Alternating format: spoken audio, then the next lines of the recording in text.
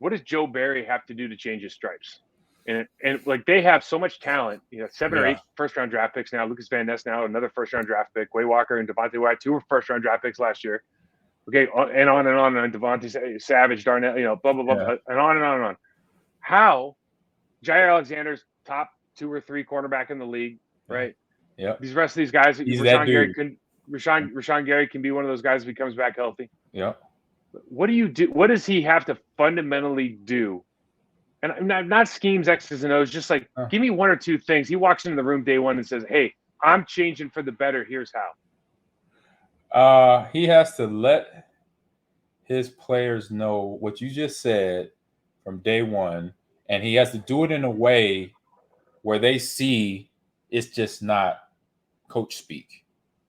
It's real. Like it's him. It's something he's thought about for the last 4 months since playoffs was over. Or no, they didn't make it to playoff.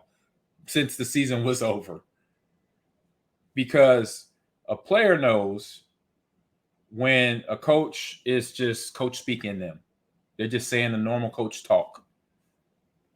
When a coach comes in and it's like, it's about to get real out here. I think it was my running backs coach. I know Sly. He was one of those guys. Edgar Bennett too, when he took over. He's one of those guys. They'll come in and say something just in the running backs room. You'll be like, it just got real. And then that wakes me up. That puts me on notice because then I got to make sure I'm showing up to play every day, or I'm learning the playbook. I'm learning something different because now the scheme that's coming at us is going to be something a little bit more serious because if we don't abide by the guidelines, we're not going to be on that field. So he has to let people know, like, whatever his talk is, that first talk of training camp, and then whatever he worked on to look at, he's watched a ton of film from last season. He's took down all the errors that he made in play calling and personnel changing and when the right, certain little things he had to do at the right time. He didn't do them at the right time. And so he has to let them know in a way to let them know this is it. This is the time we all got to do this. We're in this together for one. I say saying that when a coach says, hey, I'm in this with y'all. I'm not just a coach. I'm here with y'all. So let me know. When I hear that, I'm like, yeah, here we go. This is a guy I could trust.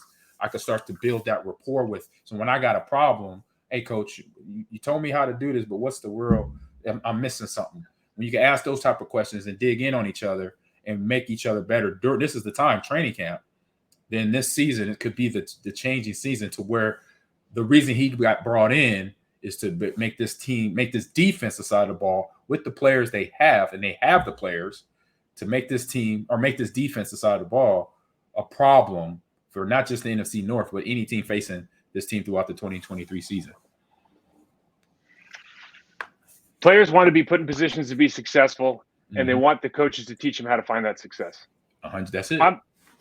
If I'm this guy, if I'm Joe Barry, I walk in day one and I go, listen, we're going to play downhill. Our defensive tackles are better when they're moving forward, so we're going to have them penetrate. Rashawn Gary is going to pick up more sacks when we allow him to play the run on the way to the pass, on the way to the quarterback. So that's how we're going to play. Same thing with Preston. We're going to send Quay Walker on more dogs than even maybe more than we did last year because we found out that he operates pretty well when we give him an assigned route to go downhill. And he's good around the quarterback. Okay. We are going to use Rudy Ford as a box and as a run enforcing safety. And we're going to let Darnell Savage play over the top.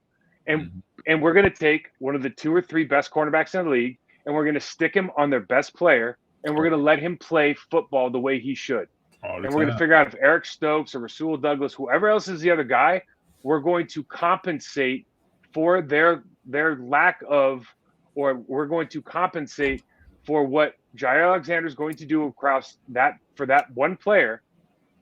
We're going to make sure that those guys are taken care of. And Jair, last year we did this against the Commanders and you lost out. Terry McCollum beat you.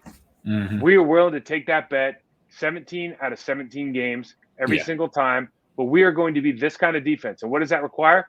We have to practice faster. We have to practice our tackling. We have to understand that our get off on the defensive line means more. So we're going to really exploit it because we have guys that can do this. but sometimes we're not maximizing the ability of these talented athletes, Mhm. and they know it. And when they know it, they're not going to play up to. They're not going to play up to whatever ceiling that you're artificially setting for them, because it's not the same ceiling that they see for themselves. So, Yeah. you know, we're saying something in a little bit different way, man. But he needs to come in there and put his foot in the ground and be like, hey, man, if I'm Yeah. going out, we're going to go out doing it my way. And this is how I think we're going to help this team be the best version of themselves.